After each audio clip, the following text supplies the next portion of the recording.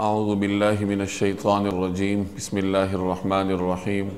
لن تنالوا البر حتى تنفقوا مما تحبون وما تنفقوا من شيء فإن اللہ به علیم۔ لن تنالوا البر، تم نیکی کے مقام تک اس وقت تک ہرگز نہیں پہنچو گے، حتی تنفقوا، جب تک خرچ نہ کرو، مما تحبون، ان چیزوں میں سے جو تمہیں محبوب ہیں، وما تنفقوا من شیء، اور جو کچھ بھی تم خرچ کرو، فإن اللہ به علیم، اللہ اسے خوب جانتا ہے۔ گزشتہ آیات میں اللہ جل جلالہ نے عیسائیوں کے مختلف شبہات کا تفصیلی جواب دیا۔ ضمنی طور پر جگہ جگہ یہود کا تذکرہ بھی آپ کے سامنے آیا۔ اسی طرح مسلمانوں کو بھی اللہ تبارک و تعالی نے کچھ نصیحتیں فرمائیں۔ یہود اور نصارہ، عیسائیوں کا دین حق سے دور رہنے کی ایک بنیادی وجہ یہ تھی کہ انہیں اپنی ریاست پسند تھی، جو اقتدار انہیں حاصل تھا وہ انہیں محبوب تھا، اور اس اقتدار کی غرض وہ دین حق میں آنے کے لیے تیار نہیں تھے کہ اگر ہم مسلمان ہو گئے تو یہ جو بادشاہوں نے ہمیں مراعات دے رکھی ہیں یہ سب کچھ چھن جائیں گی۔ تو اس آیت میں اللہ جل جلالہ فرما رہے ہیں کہ اپنی پسندیدہ چیز جب تک اللہ کے راستے میں خرچ نہیں کرو گے اس وقت تک تم نیکی کی معراج کو نہیں پہنچ سکتے۔ اسی طرح اس سے پچھلی آیت میں آپ نے پڑھا کہ جو لوگ کافر ہیں اگر وہ قیامت والے دن اللہ کے دربار میں روئے زمین کو سونے سے بھر کر بھی بطور فدیہ کے پیش کرنا چاہیں تو وہ ان سے قبول نہیں کیا جائے گا۔ وہ منکرین کا طرز عمل ہے کہ ایک آدمی اگر دنیا میں انکار کرتا رہا، آخرت میں وہ پھر اگر پوری روئے زمین کو بھی سونے سے بھر کر بطور فدیے کے دینے کی کوشش کرے تو قابل قبول نہیں۔ اور اس آیت میں اب جو مسلمان ہیں، جو اہل حق ہیں، جو دین حق پر ہیں، ان کا طرز عمل مذکور ہے کہ اگر وہ تھوڑی سی بھی چیز اللہ کے راستے میں خرچ کریں، اپنی پسندیدہ چیز اللہ کے راستے میں خرچ کریں تو اللہ تبارک و تعالیٰ کے ہاں سے انہیں اس کا بھرپور اجر و ثواب ملتا ہے۔ لن تنالوا البر، تم نیکی کے مقام تک ہرگز نہیں پہنچ سکتے، حتی تنفقوا، جب تک خرچ نہ کرو، مما تحبون، وہ چیزیں جو تمہیں پسند ہیں، وما تنفقوا من شیء، اور تم جو کچھ بھی خرچ کرو گے، فإن اللہ به علیم، تو اللہ تعالیٰ اسے خوب جانتا ہے۔ بر کہتے ہیں نیکی کو، بر کے مختلف معنی آتے ہیں۔ بر کا معنی نیکی بھی آتا ہے، بر کا معنی جنت بھی آتا ہے، بر کا معنی احسان بھی آتا ہے۔ اگر اس کی نسبت اللہ کی طرف ہو تو اس سے مراد جنت ہوتی ہے، اور یہاں اس کے نسبت انسان کی طرف ہے، ہماری طرف ہے، تو اس سے مراد احسان ہے، نیکی کا کام ہے کہ تم نیکی کے کمال کو حاصل نہیں کر سکتے جب تک کہ تم اپنی پسندیدہ چیز اللہ کے راستے میں خرچ نہ کرو۔ جو چیز آپ کو پسند ہے، چونکہ اللہ کے دربار میں انسان کی قربانی دیکھی جاتی ہے، تو جس چیز کے ساتھ آپ کا تعلق زیادہ ہوگا، جس چیز کے ساتھ آپ کی نسبت زیادہ ہوگی، اگر آپ وہ چیز اللہ کے راستے میں خرچ کریں گے تو اللہ تبارک و تعالیٰ کے ہاں آپ کی اس قربانی کو قدر کی نگاہ سے دیکھا جاتا ہے۔ اب وہ چیز مال میں سے بھی ہو سکتی ہے، وہ چیز منصب میں سے بھی ہو سکتی ہے۔ جب یہ آیت نازل ہوئی تو حضرت ابو طلحہ رضی اللہ تعالی عنہ نبی کریم صلی اللہ علیہ وسلم کی خدمت میں حاضر ہوئے اور عرض کیا کہ یا رسول اللہ، مجھے اپنے فلاں باغ سے بڑی محبت ہے۔ حضرت ابو طلحہ انصاری کا ایک باغ تھا جو اس زمانے میں مسجد نبوی کے بالکل سامنے تھا، اس میں میٹھے پانی کا کنواں تھا، کبھی کبھار نبی کریم صلی اللہ علیہ وسلم بھی وہاں تشریف لے جایا کرتے تھے۔ تو حضرت ابو طلحہ نے حاضر ہو کے عرض کیا کہ یا رسول اللہ، مجھے اپنے اس مال سے محبت ہے تو میں اس کو اللہ کے راستے میں قربان کرنا چاہتا ہوں۔ تو آپ صلی اللہ علیہ وسلم نے ان سے فرمایا کہ بہتر ہے کہ تم اس کو اپنے رشتہ داروں کے درمیان تقسیم کر دو۔ چنانچہ انہوں نے اس باغ کو اپنے رشتہ داروں کے درمیان تقسیم کیا۔ حضرت عمر رضی اللہ تعالی عنہ حاضر ہوئے اور عرض کیا کہ یا رسول اللہ، جو زمین مجھے خیبر کے غنیمت میں سے ملی ہے وہ مجھے بڑی مرغوب ہے، وہ میرا پسندیدہ مال ہے، تو میں وہ اللہ کے راستے میں خرچ کرنا چاہتا ہوں۔ تو انہوں نے اس کو اللہ کے راستے میں وقف کر دیا۔ حضرت حضرت اسامہ بن زید رضی اللہ تعالی عنہ حاضر ہوئے اور انہوں نے عرض کیا کہ یا رسول اللہ، میرا ایک گھوڑا ہے جس کی چال بہت اچھی ہے، اچھی چال والا یعنی تیز رفتار گھوڑا ہے اور مجھے بڑا پسند ہے، وہ میرا پسندیدہ مال ہے، تو میں وہ اللہ کے راستے میں خرچ کرنا چاہتا ہوں۔ تو اس طریقے سے انہوں نے وہ اللہ کے راستے میں صدقہ کر دیا۔ تو یہ صحابہ کرام کا مزاج تھا کہ جیسے ہی حکم نازل ہوتا تھا تو وہ اس حکم میں کوئی تعویل کرنے کی بجائے یا کوئی آسانی تلاش کرنے کی بجائے بڑھ چڑھ کے اس پہ عمل کرتے تھے۔ اس لیے مجھے اور آپ کو حکم ہے کہ صحابہ کرام کے راستے کی اتباع کرو، کہ جو طریقہ کار صحابہ کرام کا تھا اس پر چلنے کی کوشش کرو۔ تو اس سے یہ ہوگا کہ انسان کے اندر دین پر عمل کرنے کا ایک مزاج پیدا ہوتا ہے۔ تو بہرحال جب یہ آیت نازل ہوئی تو اس طریقے سے صحابہ کرام نے آگے بڑھ چڑھ کر اپنا قیمتی مال اللہ جل جلالہ کے راستے میں قربان کرنا شروع کیا۔ ایک بات یاد رکھیے کہ انسان جو بھی اللہ کے راستے میں خرچ کرتا ہے یقیناً اسے اجر ملتا ہے۔ اگر کوئی آدمی ہلکے درجے کی چیز اللہ کے راستے میں دیتا ہے، جیسے عام طور پر لوگ کسی موسم کے آغاز میں اپنے استعمال شدہ کپڑے جو ابھی قابل استعمال ہوتے ہیں وہ غریب غرباء میں تقسیم کر دیتے ہیں، تو یقیناً اس عمل پر بھی انسان کو اجر ملتا ہے۔ لیکن کبھی کبھار اپنی پسندیدہ چیز بھی اللہ کے راستے میں خرچ کرنی چاہیے، اس سے اللہ کے ہاں آپ کی قربانی کو قدر کی نگاہ سے دیکھا جائے گا اور اللہ کے ساتھ آپ کے تعلق کا اظہار ہوگا کہ یہ چیز مجھے پسند ہے، اور جو پسند کی چیز ہے اس کو خرچ کرنے میں تکلیف ہوتی ہے۔ تو جب انسان اس طریقے سے اپنے نفس کی خواہشات کو اللہ کے آگے قربان کرے تو پھر اللہ کے دربار میں ایسے انسان کی نیکی کو قدر کی نگاہ سے دیکھا جاتا ہے۔ تو کبھی کبھار اپنی پسندیدہ چیزیں بھی اللہ کے راستے میں قربان کرنی چاہیے۔ میں نے عرض کیا کہ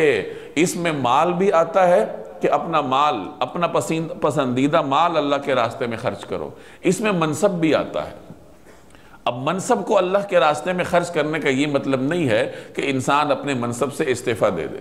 کہ میں اس بڑے منصب پر ہوں، یہ مجھے پسند ہے تو میں اس کو قربان کرتا ہوں، مستعفی ہوتا ہوں، یہ مطلب نہیں ہے۔ بلکہ مطلب یہ ہے کہ عام طور پر بڑے منصب سے انسان کی جو خواہشات وابستہ ہوتی ہیں وہ یہ ہوتی ہیں کہ میں خوب مال کماؤں،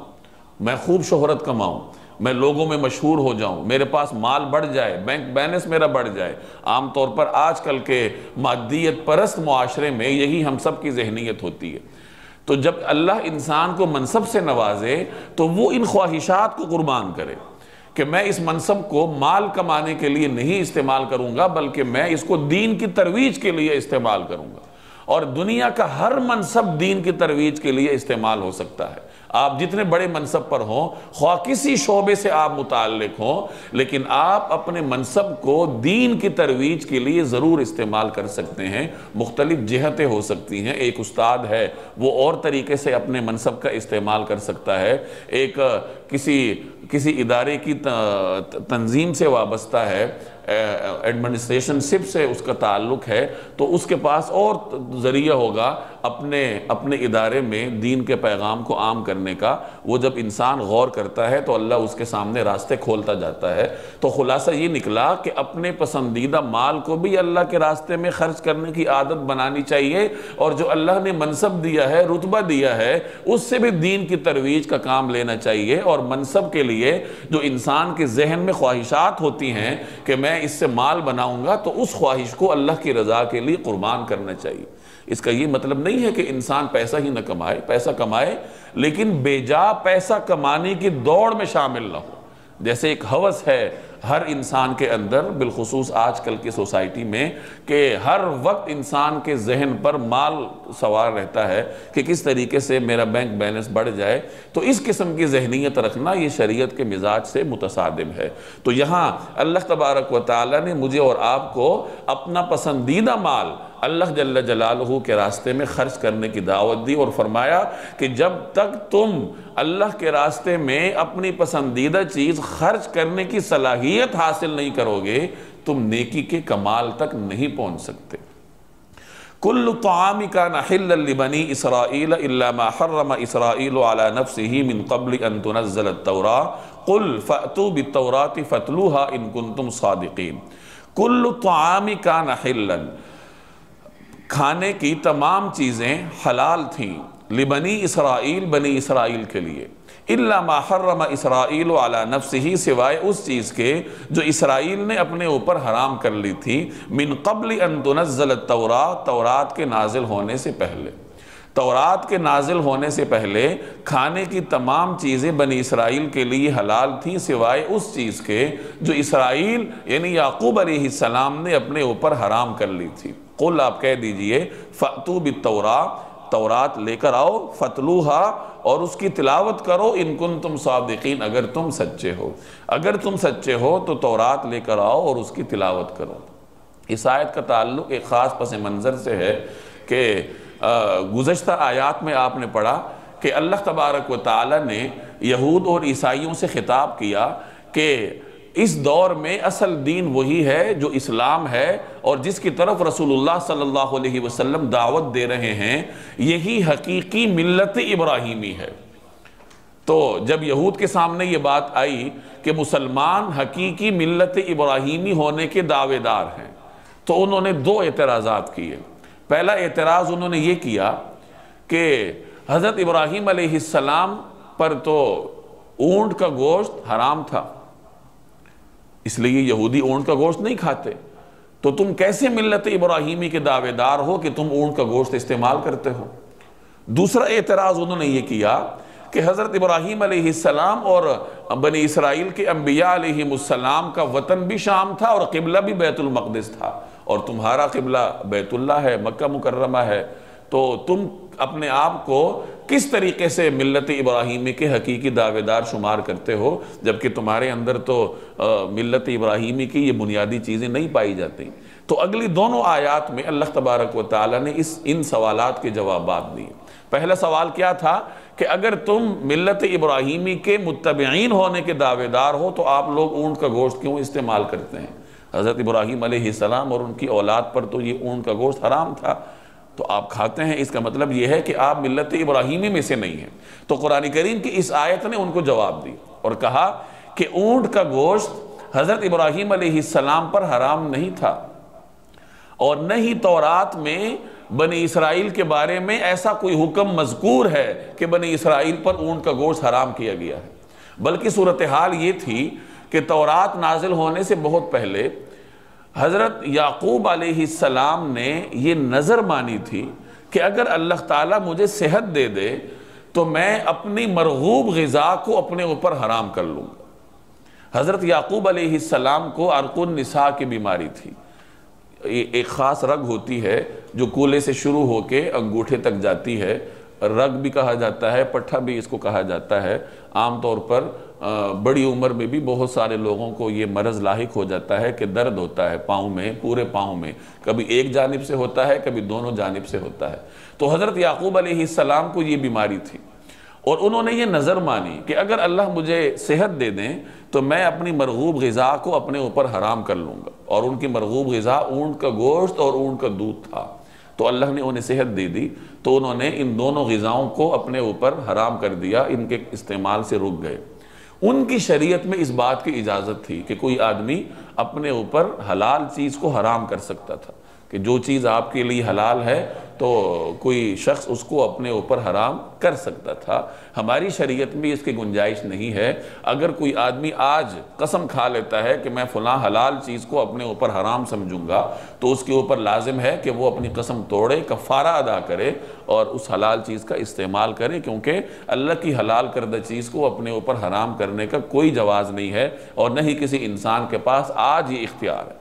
تو گزشتہ ادیان میں اس چیز کی اجازت ہوگی، تو حضرت یعقوب علیہ السلام نے اس طریقے سے وہ چیز اپنے اوپر حرام کی۔ اب یہ کوئی شرعی حکم نہیں تھا، بلکہ یعقوب علیہ السلام کا ذاتی فعل تھا۔ بعد میں ان کی اولاد نے حضرت یعقوب علیہ السلام کی اس سنت کو اس طریقے سے اپنایا کہ انہوں نے بھی اونٹ کا گوشت اور اونٹ کا دودھ اپنے اوپر حرام تصور کیا، اور یہی سلسلہ بنی اسرائیل میں چلتا رہا۔ چنانچہ اہل کتاب اونٹ کا گوشت اور دودھ استعمال نہیں کرتے تھے، حالانکہ یہ کوئی شرعی حکم نہیں تھا۔ اس لیے قرآن کریم نے یہاں ان کو کہا کہ اگر یہ حکم تورات میں ہے تو تورات لے آؤ، تورات پڑھو، ہم بھی دیکھیں کہ واقعتاً یہ تورات میں ہے یا نہیں۔ اور تورات کے نازل ہونے سے بہت پہلے، یہ تو حضرت یعقوب علیہ السلام نے کیا تھا کہ انہوں نے اپنے اوپر اونٹ کا گوشت اور دودھ جو ہے حرام کیا تھا، تو قرآن کریم نے یہاں اس چیز کا جواب دیا کہ اونٹ کا گوشت یا دودھ کو حرام ٹھہرانا یہ حضرت ابراہیم علیہ السلام کی شریعت نہیں ہے، یہ ملت ابراہیمی کا حصہ نہیں ہے۔ اگر یہ ملت ابراہیمی کا حصہ ہوتا تو آگے جا کے تورات میں بھی اس کا ذکر ہوتا۔ اگر تم سچے ہو تو تورات لے آؤ، پڑھ کے سناؤ۔ اتنا بڑا چیلنج قرآن کریم نے انہیں دیا۔ اگر وہ سچے ہوتے تو وہ فوراً تورات لے آتے، اس کو پڑھتے کہ فلاں جگہ یہ حکم مذکور ہے اور یہ ملت ابراہیمی کا حصہ ہے، لیکن وہ جھوٹے تھے تو وہ تورات لانے کی جرات نہ کر سکے، اور اس طریقے سے رسول اللہ صلی اللہ علیہ وسلم کے برحق ہونے کی ایک اور حجت ان کے اوپر قائم ہوگی۔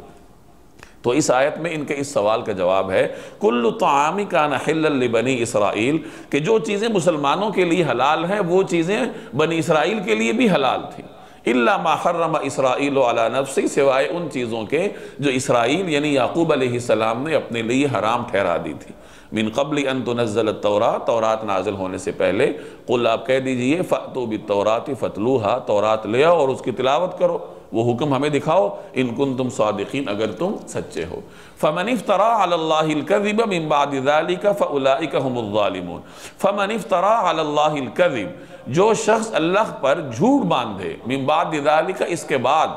فاولئک هم الظالمون، تو ایسے لوگ بڑے ظالم ہیں۔ پھر ان باتوں کے بعد بھی جو لوگ اللہ پر جھوٹا بہتان باندھیں تو ایسے لوگ بڑے ظالم ہیں، کہ یہ باتیں واضح ہو جانے کے بعد بھی اگر تم اسی نقطہ نظر پر قائم رہو گے تو تم سے بڑھ کر جھوٹا کون ہوگا؟ قل صدق اللہ فاتبعوا ملت ابراہیم حنیفا وما کان من المشرکین، قل آپ کہہ دیجئے صدق اللہ، اللہ نے سچ کہا ہے، فاتبعوا ملت ابراہیم حنیفا، لہٰذا تم ابراہیم کے دین کا اتباع کرو، حنیفا جو پوری طرح سیدھے راستے پر تھے، وما کان من المشرکین، اور ان لوگوں میں سے نہیں تھے جو اللہ کی خدائی میں کسی کو شریک مانتے ہیں۔ کہ پیچھے اللہ تبارک و تعالی نے اسلام کو رسول اللہ صلی اللہ علیہ وسلم کے دین کو ہی ملت ابراہیمی کہا ہے، تو آپ ان سے کہہ دیجئے کہ اللہ نے سچ کہا ہے۔ جس چیز کو اللہ نے ملت ابراہیمی کا تسلسل قرار دیا تو در حقیقت وہی حقیقتاً ملت ابراہیمی ہے، لہٰذا اس چیز پر ایمان لاؤ اور حضرت ابراہیم علیہ السلام کی ملت کی اتباع کرو، اور ان کی ملت کی اتباع کرنے کا تقاضا یہ ہے کہ جناب رسول اللہ صلی اللہ علیہ وسلم پر ایمان رکھو، اور حضرت ابراہیم تو مشرکین میں سے نہیں تھے، اور تم لوگ شرک کرتے ہو۔ اور شرک کس طرح کرتے تھے کہ اپنے علماء کو انہوں نے چیزیں حلال اور حرام ٹھہرانے کا اختیار دے رکھا تھا، اور بھی مختلف شرکیہ نظریات اہل کتاب کے ہاں موجود تھے جن کا ذکر آپ پیچھے پڑھ چکے ہیں۔ ان اول بیت وضع للناس للذی ببکۃ مبارکا وہدی للعالمین فیہ آیات بینات مقام ابراہیم ومن دخلہ کان آمنا وللہ علی الناس حج البیت من استطاع الیہ سبیلا ومن کفر فإن اللہ غنی عن العالمین۔ ان اول بیت، حقیقت یہ ہے کہ سب سے پہلا گھر، وضع للناس، جو لوگوں کے لیے بنایا گیا، للذی ببکۃ، یقینی طور پر وہ ہے جو مکہ میں واقع ہے، مبارکن، اور وہ بڑی برکتوں والا ہے، وہدن، اور ہدایت کا سامان ہے اس میں، للعالمین، دنیا جہان کے لوگوں کے لیے۔ حقیقت یہ ہے کہ سب سے پہلا گھر جو لوگوں کے لیے بنایا گیا یقینی طور پر وہ ہے جو مکہ میں واقع ہے، بنانے کے وقت ہی سے برکتوں والا اور دنیا جہان کے لوگوں کے لیے ہدایت کا سامان ہے۔ فیہ آیات بینات، اس میں روشن نشانیاں ہیں، مقام ابراہیم، مقام ابراہیم ہے، ومن دخلہ کان آمنا، اور جو اس میں داخل ہو جاتا ہے امن پا جاتا ہے، وَلِلَّهِ عَلَى النَّاسِ حِجُّ الْبَيْتِ مَنِ اسْتَطَاعَ إِلَيْهِ سَبِيلًا، اور لوگوں میں سے جو لوگ اس تک پہنچنے کی استطاعت رکھتے ہوں ان پر اللہ کے لیے اس گھر کا حج کرنا فرض ہے۔ وَلِلَّهِ، اور اللہ کے لیے، عَلَى النَّاسِ، لوگوں پر فرض ہے، حِجُّ الْبَيْتِ، اس کے گھر کا حج، من استطاع الیہ سبیلا، وہ لوگ جو اس تک پہنچنے کی استطاعت رکھتے ہیں۔ ومن کفر، اور اگر کوئی انکار کرے، فإن اللہ غنی عن العالمین، تو اللہ دنیا جہان کے تمام لوگوں سے بے نیاز ہے۔ یہ یہود کے دوسرے سوال کا جواب ہے۔ انہوں نے دوسرا سوال یہ کیا تھا کہ اگر آپ ملت ابراہیمی میں سے ہوتے، اگر مسلمان ملت ابراہیمی کے پیروکار ہوتے تو ان کا قبلہ بیت المقدس ہوتا، حالانکہ ان کا قبلہ تو مکہ ہے۔ تو اللہ تبارک و تعالیٰ نے اس آیت میں اس کا جواب دیا کہ سب سے پہلا گھر جو اللہ جل جلالہ نے لوگوں کی عبادت کے لیے مقرر کیا وہ بیت اللہ ہے۔ بیت المقدس بعد میں تعمیر ہوا، گویا کہ ابتدائی طور پر قبلہ بیت اللہ ہی ہے، اور مسلمان جس قبلے کی اتباع کرتے ہیں وہی قبلہ مرکزی قبلہ ہے، اور یہی وہ قبلہ ہے جو تمام انبیاء کا بھی قبلہ رہا ہے، اور تمام انبیاء علیہم السلام نے اس کا حج کرنے کا اہتمام بھی کیا ہے۔ روایت کا مفہوم ہے کہ سب سے پہلا قبلہ یا سب سے پہلی عبادت گاہ جو تعمیر کی گئی وہ بیت اللہ ہے۔ پوچھا گیا دوسرا، تو فرمایا کہ دوسری عبادت گاہ بیت المقدس ہے، اور پھر فرمایا کہ ان دونوں کے درمیان 40 سال کا وقفہ ہے۔ اب صورتحال یہ ہے کہ عام طور پر معروف ہے کہ بیت اللہ کی تعمیر حضرت ابراہیم علیہ السلام کے ہاتھ ہوئی، اور بیت المقدس کی تعمیر حضرت سلیمان علیہ السلام کے ہاتھوں ہوئی، اور ان دونوں کے درمیان 1000 برس کا وقفہ ہے۔ حضرت سلیمان علیہ السلام حضرت ابراہیم علیہ السلام کے 1000 سال بعد آئے، تو 40 سال کا وقفہ ہونے کا کیا مطلب ہے؟ تو اس کا جواب بعض علماء نے دیا کہ جب حضرت آدم علیہ السلام کو اللہ تبارک و تعالی نے روئے زمین پر اتارا تو انہیں وحشت محسوس ہوتی تھی، تو اللہ نے انہیں حکم دیا کہ بیت المعمور کی سیدھ میں ایک عبادت گاہ اور میرا گھر تعمیر کرو۔ بیت المعمور آسمانوں پر فرشتوں کا قبلہ ہے جس کا فرشتے طواف کرتے ہیں، تو اس کی سیدھ میں بیت اللہ کی تعمیر کرو۔ چنانچہ بیت اللہ جہاں واقع ہے اس کی بالکل سیدھ میں اوپر بیت المعمور ہے، اور علماء اس کی مثال یوں دیتے ہیں کہ اگر بیت المعمور کو گرایا جائے تو وہ سیدھا بیت اللہ کے اوپر آ کے گرے۔ تو حضرت آدم علیہ السلام نے بیت اللہ کی تعمیر کی، اس کے بعد انہیں حکم ہوا کہ بیت المقدس کی تعمیر کرو، تو انہوں نے پھر دوسرے نمبر پر شام کا سفر کیا اور بیت المقدس کی تعمیر کی، اور ان دونوں تعمیرات کے درمیان 40 برس کا وقفہ تھا۔ تو گویا کہ روایت میں جس 40 برس کے وقفے کی بات ہے تو اس کا تعلق حضرت آدم علیہ السلام کی تعمیر سے ہے۔ بعد میں طوفان نوح میں جب چیزیں عمارات گر گئیں تو یہ عبادت گاہیں بھی گر گئیں، اور حضرت ابراہیم علیہ السلام نے پھر بیت اللہ کی تجدید نو فرمائی، اور حضرت سلیمان علیہ السلام کے ہاتھوں بیت المقدس کی تعمیر ہوئی۔ تو اس طریقے سے بیت اللہ کی جو تعمیر اول ہے وہ حضرت آدم علیہ السلام کے ہاتھوں، اور بعض حضرات فرماتے ہیں کہ بیت اللہ کی تعمیر اول حضرت آدم علیہ السلام سے بھی پہلے فرشتوں نے کی ہے، دوبارہ پھر آدم علیہ السلام نے کی، بعد میں مختلف عرصوں میں مختلف اقوام کے ہاتھوں یہ تعمیر ہوتی رہی۔ چنانچہ حضرت ابراہیم علیہ السلام کے بعد عمالقہ کے بارے میں آتا ہے کہ انہوں نے اس کی تعمیر کی، پھر ایک موقع پر بنو جرہم نے تعمیر کی، اور پھر اس کے بعد قریش نے بیت اللہ کی تعمیر کی جس میں جناب رسول اللہ صلی اللہ علیہ وسلم بھی شریک تھے۔ اس کے بعد عبداللہ بن زبیر رضی اللہ تعالی عنہ نے اس کی تعمیر کی، اس کے بعد حجاج بن یوسف نے بیت اللہ کی تعمیر کی، اور بعد میں پھر غالباً ہارون الرشید اس کی تعمیر کرنا چاہتا تھا، لیکن امام مالک نے ان کو روکا اور فرمایا کہ اگر اس طریقے سے یہ رواج چل نکلا تو ہر آنے والا بادشاہ بیت اللہ کی تعمیر نو کرے گا، اور ایک مسلمان امت ایک مشکل کا شکار ہو جائے گی۔ تو اس کے بعد بیت اللہ کی تعمیر نہیں ہوئی۔ تعمیر سے مراد سر نو تعمیر، ہاں ہر حکومت اس کی آرائش کرتی رہی ہے، مرمت کرتی رہی ہے۔ عثمانی خلیفہ سلطان مراد کے زمانے میں بیت اللہ کی تعمیر کو شدید نقصان پہنچا، اور انہوں نے جو مرمت کی وہ ایک اعتبار سے تعمیر نو ہی تھی۔ تو اس وقت جو بیت اللہ کی عمارت ہے اس کی بنیاد یا اس کی جو بنیادی تعمیر ہے وہ گویا سلطان مراد نے کی ہے، اور سعودی حکومت اس کی تزئین اور آرائش کرتے رہی ہے۔ تو بہرحال یہ بیت اللہ کی مختصر تاریخ تھی۔ تو اللہ تبارک و تعالیٰ نے یہاں یہود کو جتلایا کہ اولین عبادت گاہ اس دنیا میں بیت اللہ ہے، اور وہی گویا مرکزی قبلہ ہے۔ بعض محققین فرماتے ہیں کہ بنی اسرائیل کے انبیاء کرام کا قبلہ بھی بیت اللہ ہی تھا۔ چنانچہ کچھ حضرات نے اس پر تحقیق کی ہے، کچھ حضرات فرماتے ہیں کہ حضرت موسیٰ علیہ السلام کہ جس وقت بنی اسرائیل وادی تیہ میں تھے تو وہ جب نماز پڑھتے تھے تو حضرت موسیٰ علیہ السلام کے خیمے کی طرف رخ کرتے تھے، اور حضرت موسیٰ علیہ السلام کا خیمہ بیت اللہ کی طرف تھا، وہ بیت اللہ کے رخ پر تھا۔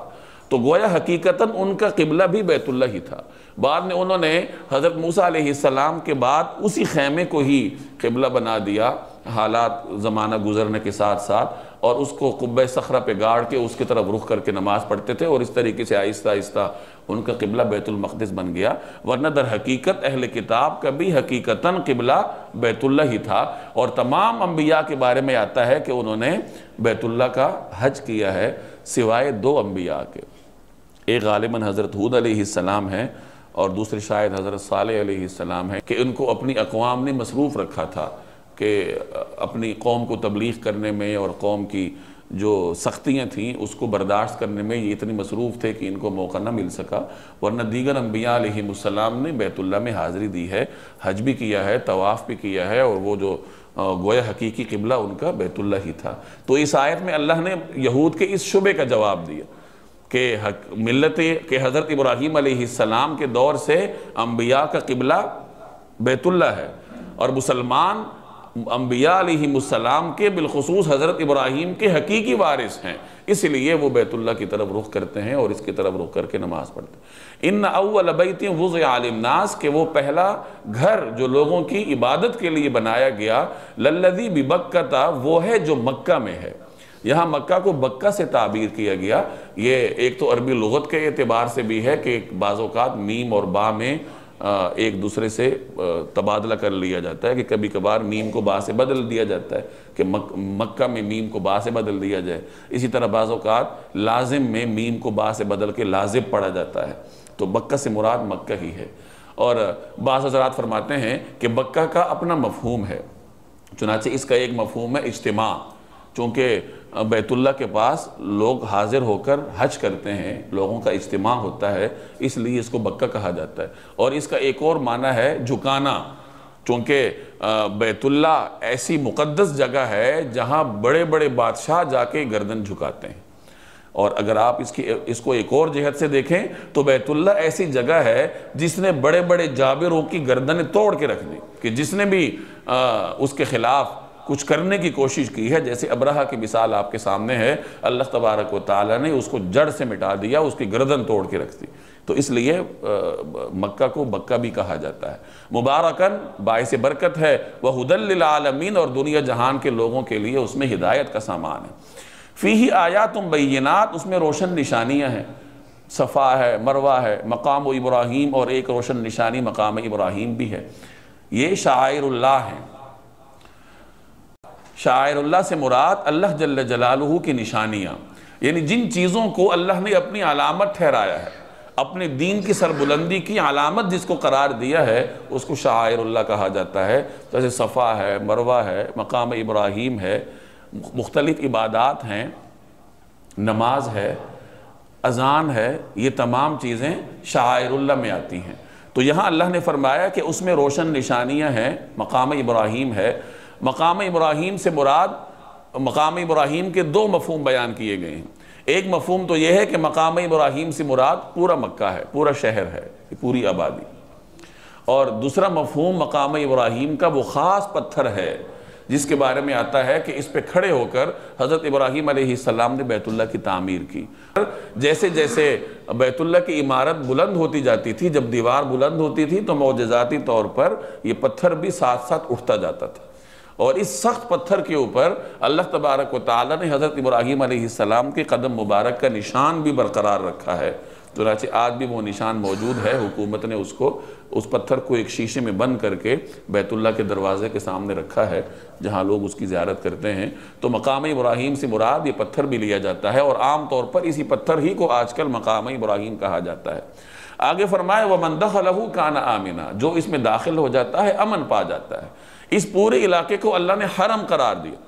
حرمت والی جگہ ہے، امن والی جگہ ہے۔ یہاں ہر ایک کو امن حاصل ہوتا ہے، یہاں شکار نہیں کیا جا سکتا، یہاں کے درخت نہیں کاٹے جا سکتے، گھاس نہیں کاٹی جا سکتی۔ گویا حرم شریف کے جو احکامات ہیں وہ دیگر روئے زمین سے مختلف ہیں۔ بہت سارے وہ کام جو دیگر زمین کے حصوں پہ ہو سکتے ہیں، حرم میں جا کے نہیں ہو سکتے۔ شکار زمین پہ حلال ہے لیکن حرم میں جا کے نہیں کیا جا سکتا۔ درخت یہاں آپ کاٹ سکتے ہیں، وہاں نہیں کاٹے جا سکتے۔ تو الگ احکامات اللہ تبارک و تعالیٰ نے حرم کے نازل فرمائے۔ اسی طریقے سے اگر وہاں کوئی مجرم بھی داخل ہو جائے تو براہ راست اس پر بھی حکومت ہاتھ نہیں ڈال سکتی، بلکہ اس کو مجبور کیا جائے گا کہ وہ حرم سے نکلے۔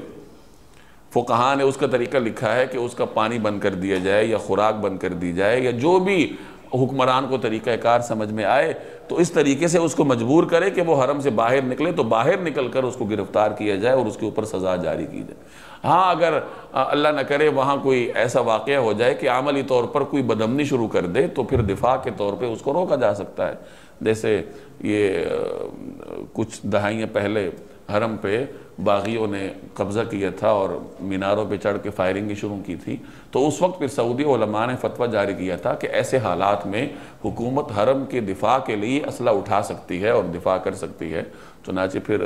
سعودی فورسز نے کارروائی کی اور بیت اللہ کو باغیوں کے پنجے سے چھڑایا۔ تو یہاں فرمایا وَمَن دَخَلَهُ كَانَ آمِنًا، اور جو اس میں داخل ہو جاتا ہے امن پا جاتا ہے۔ وَلِلَّهِ عَلَى النَّاسِ حِجُّ الْبَيْتِ، اور اللہ کے لیے اس گھر کا حج کرنا فرض ہے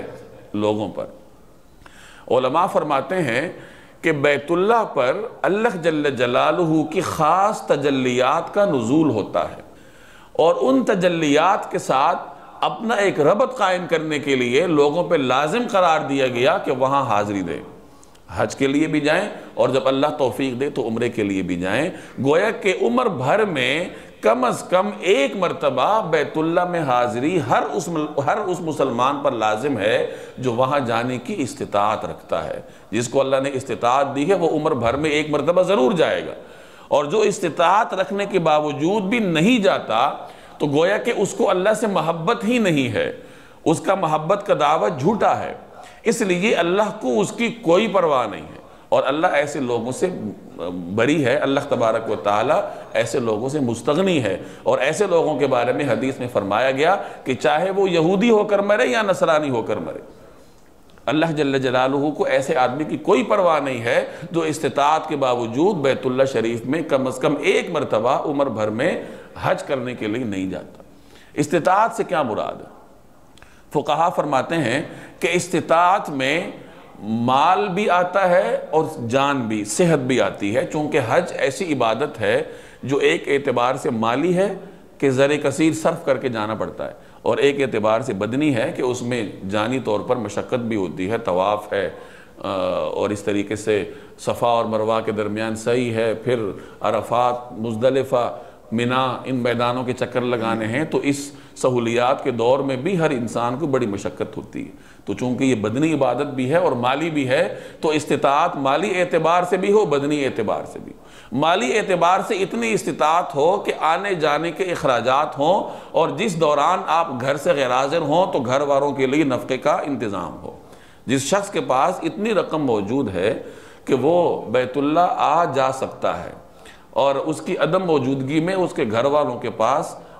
نفقے کا بھی انتظام موجود ہے، اور وہاں وہ اپنے گزر بسر کے لیے بھی انتظام کر سکتا ہے، تو ایسے آدمی کے اوپر حج فرض ہے۔ وہ مالی طور پر استطاعت رکھتا ہے، اور بدنی طور پر استطاعت رکھنا کہ صحت مند ہو۔ اگر کوئی نابینا ہے، اپاہج ہے، یا اور کوئی ایسی بیماری لاحق ہے کہ چلنے پلنے سے معذور ہے، تو ظاہر ہے کہ پھر اس کے اوپر حج فرض نہیں ہوگا۔ تو فقہائے احناف کے ہاں استطاعت سے مراد مالی طور پر بھی استطاعت ہونی چاہیے اور بدنی طور پر بھی، چنانچہ نابینا کے اوپر، اپاہج کے اوپر حج فرض نہیں ہوتا۔ اسی طرح خاتون کے لیے بھی محرم کا ہونا ضروری ہے، وہ محرم کا بندوبست کرے گی اور پھر حج کرے گی۔ امام شافعی رحمہ اللہ فرماتے ہیں کہ استطاعت سے مراد صرف مالی استطاعت۔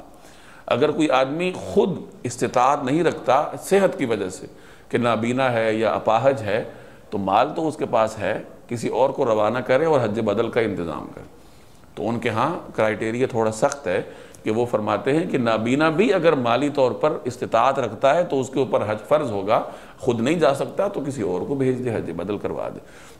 تو یہاں اللہ تبارک و تعالی نے بیت اللہ کے ذکر میں حج کا بھی ذکر فرمایا کہ بیت اللہ ایک تو اس روئے زمین پر لوگوں کی عبادت کے لیے بنایا جانے والا پہلا گھر ہے، اور دوسرے نمبر پر اس پر اللہ کی خاص تجلیات کا نزول ہوتا ہے۔ چنانچہ ہر صاحب استطاعت شخص پر لازم ہے کہ کم از کم ایک مرتبہ زندگی میں بیت اللہ کے حج کے لیے ضرور حاضری دے، اور اگر کوئی ایسا نہیں کرتا وَمَن كَفَرَ، اور کوئی انکار کرتا ہے، یعنی کفران نعمت کرتا ہے کہ اللہ نے استطاعت دی ہے اس کے باوجود حج نہیں کرتا، فَإِنَّ اللَّهَ غَنِيٌّ عَنِ الْعَالَمِينَ، تو اللہ دنیا جہان کے تمام لوگوں سے بے نیاز ہے۔ اللہ کو ایسے شخص سے کوئی غرض نہیں ہے جو استطاعت رکھنے کے باوجود حج کرنے کے لیے نہیں جاتا۔ قُلْ يَا أَهْلَ الْكِتَابِ لِمَ تَكْفُرُونَ بِآيَاتِ اللَّهِ وَاللَّهُ شَهِيدٌ عَلَى مَا تَعْمَلُونَ قُلْ يَا أَهْلَ الْكِتَابِ لِمَ تَصُدُّونَ عَنْ سَبِيلِ اللَّهِ مَنْ آمَنَ تَبْغُونَهَا عِوَجًا وَأَنْتُمْ شُهَدَاءُ وَمَا اللَّهُ بِغَافِلٍ عَمَّا تَعْمَلُونَ قُلْ يَا أَهْلَ الْكِتَابِ لِمَ تَكْفُرُونَ بِآيَاتِ اللَّهِ کہہ دو کہ اے اہل کتاب اللہ کی آیتوں کا کیوں انکار کرتے ہو، وَاللَّهُ شَهِيدٌ عَلَى مَا تَعْمَلُونَ جو کچھ تم کرتے ہو اللہ اس سب کا گواہ ہے۔ صورتحال یہ تھی کہ جس وقت اوس اور خزرج کے اکثر لوگوں نے اسلام قبول کر لیا تو ان کے درمیان اللہ نے ایک محبت قائم فرما دی۔ یہود کے جو قبائل وہاں پہلے سے آباد تھے، جو دین حق کے منکر تھے، ان سے اوس اور خزرج کا یوں باہمی شیر و شکر ہونا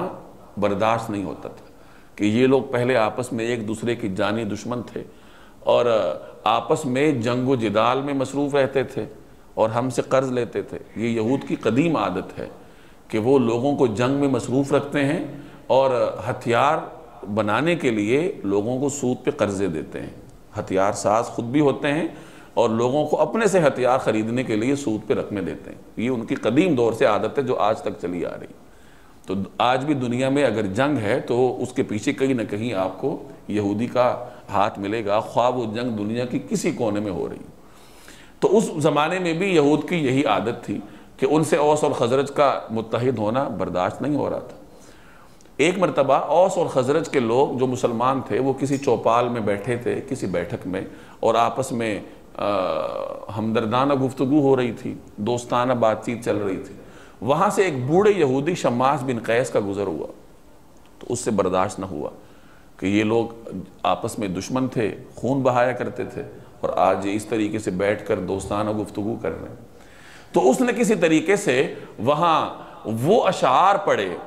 جو اوس اور خزرج والوں نے ایک دوسرے کے خلاف جنگی موسم میں لکھے تھے۔ جب جنگ ہوتی ہے تو ہر قوم اپنے لیے جنگی ترانے لکھتی ہے، تو اس میں اپنی بڑائی کا اظہار ہوتا ہے اور مخالف فوج کی مذمت بیان کی ہوتی ہے۔ تو اوس والوں نے اس قسم کے جنگی گیت خزرج کے خلاف لکھے تھے، خزرج والوں نے اوس کے خلاف لکھے۔ تو اس نے کسی کو بھیج کر اس چوپال میں وہ گیت یا وہ جو نظمیں تھیں، جنگی نظمیں، وہ اس نے وہاں کہلوانی شروع کی۔ تو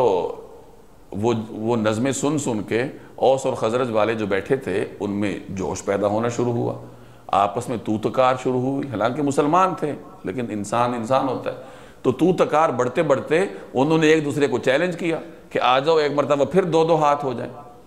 اور وہ حرہ میں نکل گئے۔ حرہ مدینہ سے باہر میدانوں کو کہا جاتا تھا۔ حرہ کے میدان میں چلے گئے، ہتھیار نکل آئے کہ دوبارہ دو دو ہاتھ کرتے ہیں۔ رسول اللہ صلی اللہ علیہ وسلم تک خبر پہنچی تو آپ صلی اللہ علیہ وسلم تیزی سے تشریف لائے، اور جو انہوں نے صفیں بنائی تھی لڑائی کے لیے درمیان میں آ کر کھڑے ہوئے، اور آپ نے ان سے فرمایا کہ یہ تم کیا جہالت کی عادت کا اظہار کر رہے ہو، حالانکہ میں تمہارے درمیان موجود ہوں۔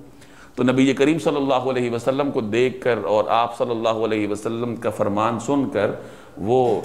ایسے ہوئے جیسے انسان نیند سے جاگتا ہے کہ آنکھوں کے سامنے وقتی طور پر جو پردہ آ چکا تھا وہ ہٹ گیا، اور وہ دونوں ہتھیار رکھ کر دونوں فریق رونے لگے اور ایک دوسرے سے بغلگیر ہوئے، اور یہ عزم کیا کہ آئندہ ہم اس قسم کا کوئی کسی فعل کا ارتکاب نہیں کریں گے۔ تو یہ یہود کی سازش تھی جس نے یہ کام کروایا ان سے۔ تو اس آیت میں اللہ جل جلالہ اہل کتاب سے مخاطب ہے کہ اے اہل کتاب اللہ کی آیات کا کیوں انکار کرتے ہو، کہ اس طریقے سے طرز عمل اپنانا یہ تو اللہ جل جلالہ کی آیات کا انکار ہے، جبکہ اللہ تبارک و تعالیٰ تمہارے ہر کاموں کا گواہ ہے۔ تمہیں پتہ ہے کہ اللہ تعالیٰ ہمیں دیکھ رہا ہے، تم نے اپنی کتابوں میں عقیدہ آخرت کے بارے میں پڑھ رکھا ہے، اس کے باوجود تم اس قسم کی کرتوت کرتے ہو۔ قل آپ کہہ دیجئے یا اہل الکتاب، اے اہل کتاب، لم تصدون عن سبیل اللہ، تم کیوں رکاوٹ ڈالتے ہو اللہ کے راستے میں، من آمن اہل ایمان کے لیے، تبغونہا عوجا، تم ٹیڑھ تلاش کرنا چاہتے ہو، ٹیڑھے پن کی تلاش میں ہو، وَأَنْتُمْ شُهَدَاء، جبکہ تم خود حقیقت حال کے گواہ ہو۔ اے اہل کتاب، اللہ کے راستے میں ٹیڑھ پیدا کرنے کی کوشش کر کے ایک مومن کے لیے اس میں کیوں رکاوٹ ڈالتے ہو جبکہ تم خود حقیقت حال کے گواہ ہو۔ وَمَا اللَّهُ بِغَافِلٍ عَمَّا تَعْمَلُونَ، اور جو کچھ تم کر رہے ہو اللہ تعالیٰ اس سے غافل نہیں ہے۔ یہ اگلی چند آیات اسی واقعے کے تناظر میں نازل ہوئی ہیں جب اس بوڑھے یہودی نے اوس اور خزرج والوں کو ایک چوپال میں دوستانہ گفتگو کرتے ہوئے دیکھا اور مارے حسد کے وہ جل بھن کے رہ گیا، اس سے برداشت نہ ہوا، اور اس نے پھر کوششیں کر کے ان دونوں کو دوبارہ جنگ کے میدان میں لا کھڑا کیا، اور رسول اللہ صلی اللہ علیہ وسلم کی تشریف آوری سے پھر یہ معاملہ سیدھا ہوا، اور اوس اور خزرج والے ایک دوسرے سے مل کر رونے لگے اور توبہ تائب ہوئے۔ تو ان آیات میں اس واقعے کی طرف اشارہ ہے، یہود کے اس فعل کی مذمت بھی کی گئی ہے، اور ساتھ ساتھ اگلی آیات میں پھر مسلمانوں کو نصیحت بھی کی گئی ہے کہ کن باتوں پر عمل کر کے تم اس قسم کے حالات سے دوچار ہونے سے بچ سکتے ہو۔ اس آیت میں یہود سے بات فرمائی گئی کہ تم اہل ایمان کے لیے دین کے راستے میں رکاوٹ کیوں کھڑی کرتے ہو کہ خود تو ایمان لاتے نہیں ہو، حالانکہ تم خود حقیقت حال کے گواہ ہو، تمہیں علم ہے سارا، تورات میں تم نے مسلمانوں کی حقانیت کی علامات پڑھ رکھی ہیں، تمہیں یقین ہے کہ جناب نبی کریم صلی اللہ علیہ وسلم نبی برحق ہیں، حقیقت حال کے گواہ ہوتے ہوئے، حقیقت حال کا علم رکھتے ہوئے بھی تم انکار کرتے ہو، اور انکار سے آگے بڑھ کر دوسروں کے لیے رکاوٹ ڈالتے ہو۔ وَمَا اللَّهُ بِغَافِلٍ عَمَّا تَعْمَلُونَ، جبکہ اللہ تعالیٰ تمہارے کاموں سے غافل نہیں ہے، اللہ تمہارے کاموں کو دیکھ رہا ہے اور وہ کل تم سے حساب لے گا۔ یا ایھا الذین آمنوا ان تطیعوا فریقا من الذین اوتوا الکتاب یردوکم بعد ایمانکم کافرین۔ یا ایھا الذین آمنوا، اے ایمان والو، ان تطیعوا، اگر تم بات مان لوگے، فریقا من الذین اوتوا الکتاب، اہل کتاب کے ایک گروہ کی، اے ایمان والو اگر تم اہل کتاب کے ایک گروہ کی بات مان لوگے، یردوکم، وہ تمہیں لوٹا دیں گے، بعد ایمانکم، تمہارے ایمان لانے کے بعد، کافرین، کفر میں، کافر کی طرف، تو وہ تمہارے ایمان لانے کے بعد تم کو دوبارہ کافر بنا کر چھوڑیں گے۔ اب ان آیات میں مسلمانوں کو ہدایات دی جا رہی ہیں، یعنی اسی واقعے کے تناظر میں مسلمانوں کو ہدایات دی جا رہی ہیں کہ کن باتوں پر عمل کر کے تم آئندہ ایسے حالات کا شکار ہونے سے بچ سکتے ہو۔ تو پہلی بات کیا ہے کہ اہل کتاب کے کسی گروہ کی بات مت مانو،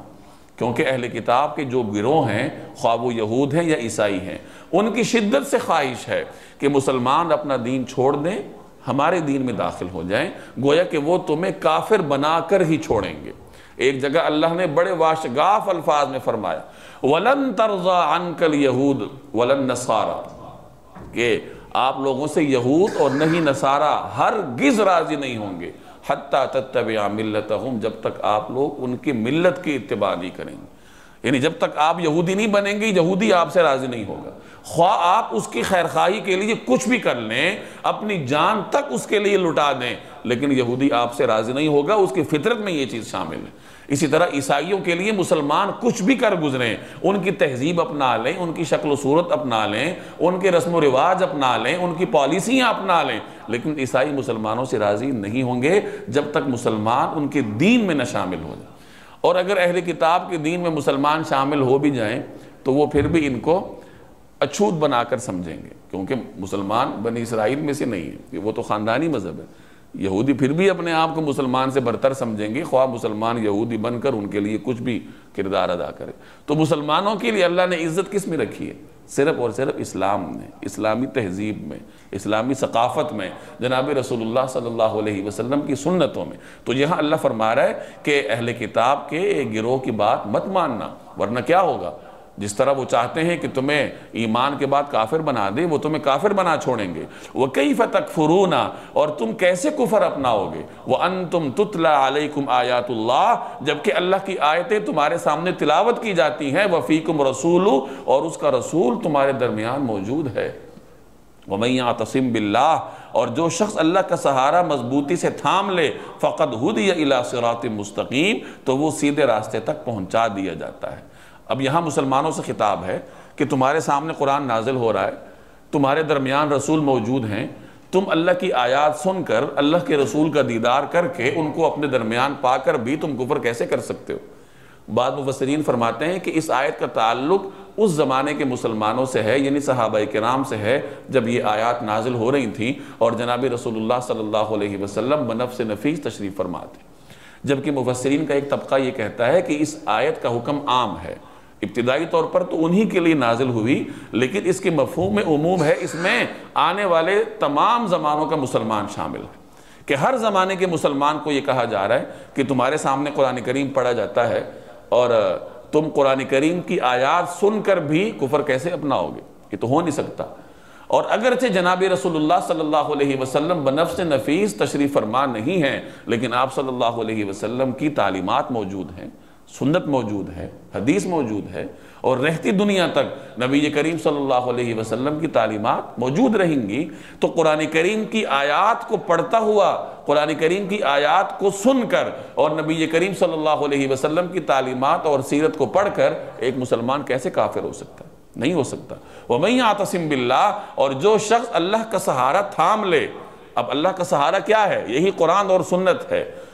رسول اللہ صلی اللہ علیہ وسلم کے ارشادات، قرآن کریم کی تعلیمات، یہی اللہ کا سہارا ہے، یہی حبل اللہ ہے جس کا ذکر آگے آئے گا۔ تو جو شخص اللہ کا سہارا تھام لے فَقَدْ هُدِيَ إِلَىٰ صِرَاطٍ مُسْتَقِيمٍ، تو وہ سیدھے راستے تک پہنچا دیا جاتا ہے۔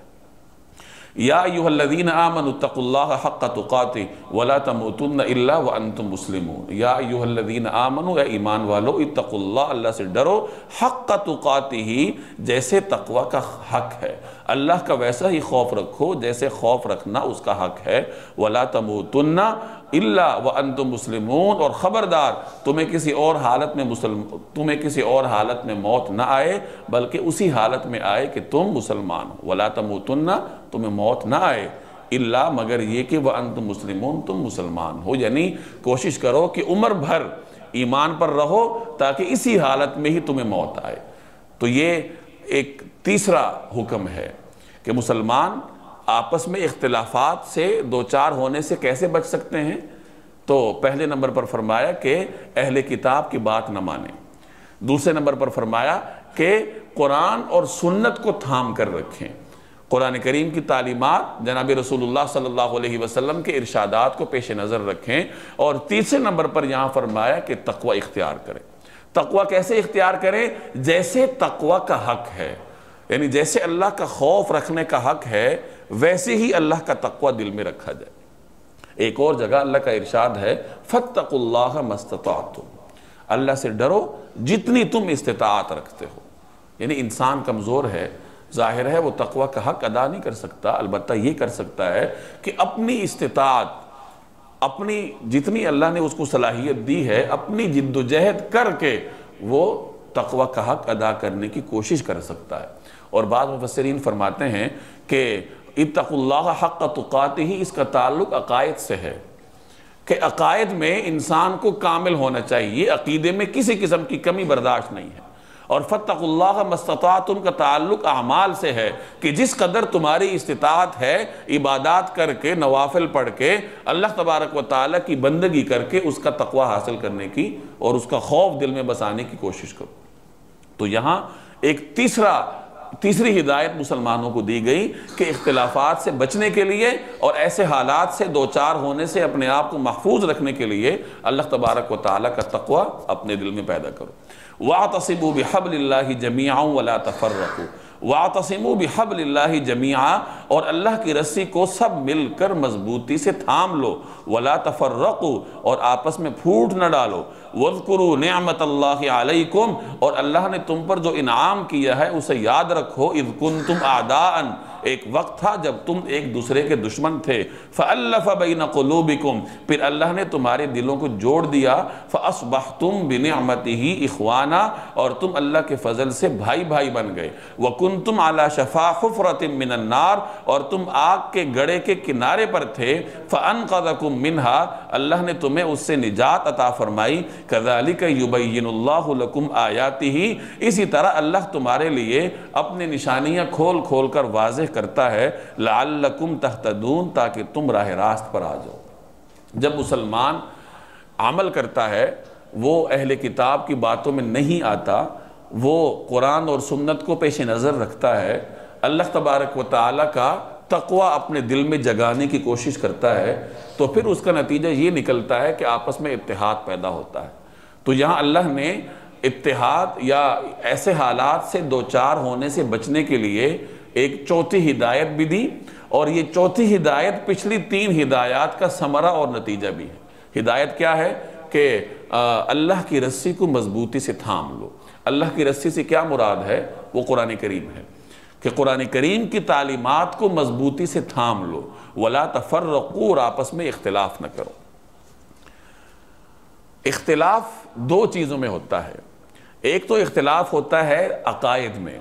بنیادی نظریات میں، جو دین کے اصول ہیں، کبھی ان میں اختلاف ہوتا ہے، اور ایک اختلاف ہوتا ہے آگے جزیات میں، فروعات میں۔ تو یاد رکھیے کہ عقائد میں یا بنیادی نظریات میں اختلاف کرنے کی کوئی گنجائش نہیں ہے۔ عقائد ایک ہیں،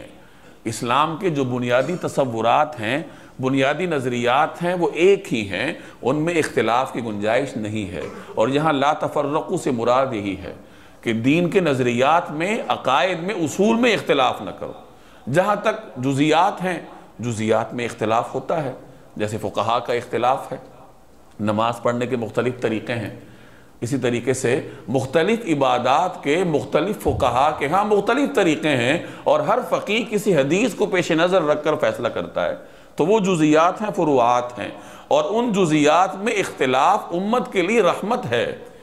کہ جب ایک عبادت میں یا ایک طریقہ کار میں فقہا کے نقطہ نظر مختلف ہیں تو امت کے لیے اس میں وسعت پیدا ہو جاتی ہے کہ بوقت ضرورت انسان کسی دوسری فقیہ کے قول پہ عمل کر لے، اور مختلف اوقات میں اجتماعی طور پر علماء کرام کسی دوسری فقیہ کے قول کو بھی اپناتے رہے ہیں۔ تو جزیات میں، فروعات میں تو اختلاف ہونا ہے، وہ تو صحابہ کرام کے پاکیزہ ترین معاشرے میں بھی تھا، اور آج بھی ہے، اور رہتی دنیا تک رہے گا۔ البتہ اصول میں، عقائد میں اختلاف کی گنجائش نہیں ہے۔ اسی طریقے سے کچھ مسائل ایسے ہوتے ہیں جن پہ امت کا اجماع ہو جاتا ہے، یعنی امت کے نزدیک وہ متفق علیہ بن جاتے ہیں۔ ایسے متفق علیہ مسائل کو بھی چھیڑنے کی اجازت نہیں ہے، کیونکہ ایسے مسائل کو چھیڑنے سے بھی پھر فساد کا راستہ کھل جاتا ہے۔ تو یہاں فرمایا کہ اللہ کی رسی کو مضبوطی سے تھام لو، اور آپس میں پھوٹ مت ڈالو، اختلاف نہ کرو۔ اور ساتھ ہی پھر صحابہ کرام سے فرمایا گیا کہ وہ وقت یاد کرو جب آپ لوگ آپس میں دشمن تھے۔ اسلام لانے سے پہلے اہل عرب ایک دوسرے کے خون کے پیاسے تھے، قبائلی جنگیں تھیں جو مکہ میں بھی تھی، مدینہ میں بھی تھی، اور وہ تباہی کے دہانے پر تھے کہ معمولی سی بات پر چھڑنے والی جنگ وہ سالوں برقرار رہتی تھی۔ تو اللہ تبارک و تعالی نے یہاں انہیں اپنا احسان جتلایا کہ تم لوگ معمولی باتوں پر لڑ پڑتے تھے، ہلکی سی بات پر تلواریں نکل آتی تھیں، اللہ نے تمہیں اسلام کی توفیق دی، تمہیں آپس میں بھائی بھائی بنایا، اللہ نے تمہارے دلوں کو جوڑا۔ ایک اور جگہ ارشاد ہے کہ اگر آپ ان کے دلوں کو جوڑنے کے لیے خزانہ بھی خرچ کر دیتے تو نہ جوڑ سکتے۔ یہ تو اللہ تبارک و تعالیٰ کا احسان ہے کہ اس نے ان کے دلوں کو جوڑا۔ تو گویا کہ یہ دلوں کا جڑ جانا یہ اللہ تبارک و تعالیٰ کی نعمت اور اس کے احسان سے ہوتا ہے۔ تو یہاں اللہ تعالیٰ اپنی وہی نعمت یاد دلا رہے ہیں کہ وہ وقت یاد کرو جب آپ لوگ آپس میں دشمن تھے، اور اللہ نے آپ کے دلوں کو جوڑ دیا، اور تم محض اس کے فضل سے آپس میں بھائی بھائی بن گئے۔ کہاں خون کے پیاسے تھے اور کہاں اب ہر خون کے ایک قطرے کے محافظ بن گئے۔ وَكُنْتُمْ عَلَى شَفَا حُفْرَةٍ مِّنَ النَّارِ، اور تم آگ کے گڑھے کے کنارے پر تھے کہ تم جہالت میں ڈوبے ہوئے تھے، پورا معاشرہ شرک کی اندھیروں میں تھا، تو گویا آگ کے گڑھے کے کنارے پر تھے، تباہی کے دہانے پر تھے، جہنم کے کنارے پر تھے۔ اللہ نے تمہیں ان چیزوں سے نجات دلائی۔ لہٰذا اس نعمت کا تقاضا یہ ہے کہ اللہ تبارک و تعالیٰ کی ہدایات اور تعلیمات پر عمل کیا جائے۔ كَذَلِكَ يُبَيِّنُ اللَّهُ لَكُمْ آيَاتِهِ لَعَلَّكُمْ تَهْتَدُونَ۔ اسی طرح اللہ تمہارے لیے اپنے نشانیاں کھول کھول کر واضح کرتا ہے تاکہ تم راہ راست پر آ جاؤ۔ تو یہاں